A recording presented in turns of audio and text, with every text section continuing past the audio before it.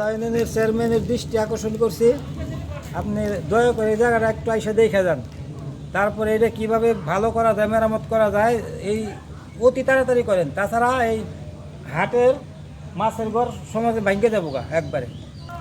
এবং নদীর ভাঙ্গনের কবলে থেকে আমাদেরকে বাঁচা দরকার। এই নদীর নিকটেই এই মুরগি ঘর দুইটা মাইসা ঘরটা ভাঙ্গা যেতেছে, প্রবল বৃষ্টিতে ভেঙে গেছে। প্রবল বৃষ্টিপাতের কারণে ভেঙে গেল পাতিলধাপ বাজারের মুরগির দোকান। প্রিয় দর্শক, আপনারা দেখতে পাচ্ছেন এটা পাতিলধাপের কালীগঙ্গা নদী। এই নদীর পাশেই পাতিলধাপ বাজার। আর এখানেই আজকে প্রবল বৃষ্টিপাতের কারণে জায়গাটি ভেঙে গেছে। যে ঘরটি দেখতে পাচ্ছেন এটা একটি মুরগির দোকান, আর এটা পাতিলধাপ বাজারের মাছের বাজার। মাছের বাজারের পাশেই এই ভাঙ্গনিটি। এটাও একটি মুরগির দোকান, পাশাপাশি দুইটা মুরগির দোকান। একটা মুরগির দোকান ধসে পড়ে গিয়েছে, ইতিমধ্যে আপনারা দেখতে পাচ্ছেন।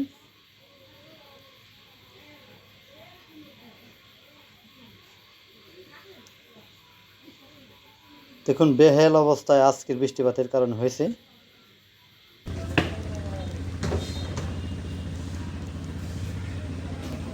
সুল্লা ইউনিয়নের প্যানেল চেয়ারম্যানের প্রতি দৃষ্টি আকর্ষণ, আপনারা আসুন, এসে এই জায়গাটি পরিদর্শন করুন এবং এটা দ্রুত মেরামত করার জন্য পাতিলধাপ গ্রামবাসীর আকুল আবেদন।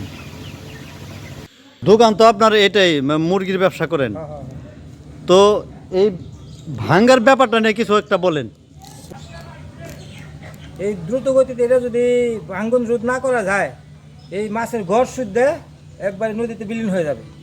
তাই চেয়ারম্যানের প্রতি দৃষ্টি আকর্ষণ করছি, আপনি একটু দয়া করে আইসা এটা আমাকে যেভাবে ভালো হয় এটা একটু নির্মাণের ব্যবস্থা করবেন অতি তাড়াতাড়ি। আসসালামু আলাইকুম রহমতুল্লাহ বরকাতু। আমি সুল্লা ইউনিয়নের চেয়ারম্যানের নিকট আকুল আবেদন করছি, এই যে প্রবল বৃষ্টিতে আমাদের এই যে পাতিলধাপ বাজারের মাইসাঘর থেকে এখানে দুইটা মুরগি ঘর আছে, একেবারে ভেঙে যেতেছে। এই জায়গাটা অতি তাড়াতাড়ি জরুরি কাজের দরকার। আপনি কাছে আকুল আবেদন, আপনি এখানে এসে যদি এটা দেখা এটা সমাধান না করেন, তাহলে এই জায়গাটা ভেঙে যাবে মাইসাঘর শুদ্ধে। এবং নদীর ভাঙ্গনের কবলে থেকে আমাদেরকে বাঁচা দরকার। এই নদীর নিকটেই এই মুরগি ঘর দুইটা মাইসাঘরটা ভাঙ্গা যেতেছে, প্রবল বৃষ্টিতে ভেঙে গেছে।